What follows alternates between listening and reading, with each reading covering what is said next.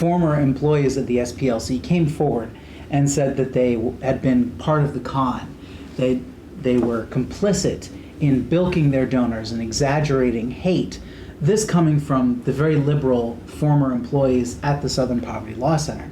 And the Southern Poverty Law Center has for decades used its hate group accusation to smear conservative and Christian organizations. It has a very biased angle to it. And it's quite a terrifying black mark on someone's record, because when the Southern Poverty Law Center labels you a hate group, they're essentially associating you with the Ku Klux Klan and white supremacist terrorism.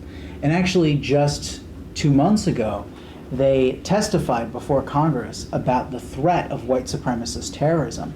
And while doing so, they said, this hate group list is statistical evidence that the threat of white supremacist terrorism is increasing across the United States.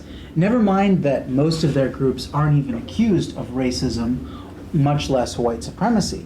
You have, upstanding organizations like the Center for Security Policy and the Family Research Council on the list. Center for Security Policy is smeared as an anti-Muslim hate group, and the Family Research Council is smeared as an anti-LGBT hate group.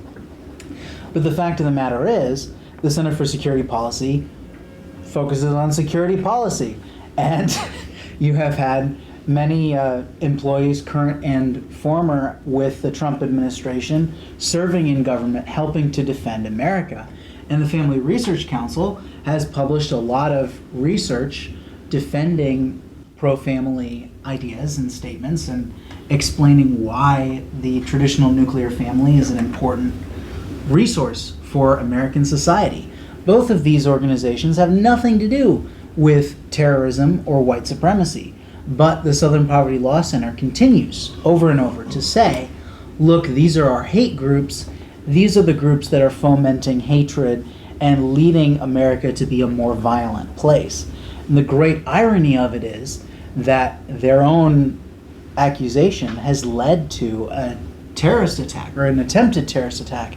Thank God it was foiled by the security guard, Leo Johnson, who stood in the way of this shooter at the Family Research Council.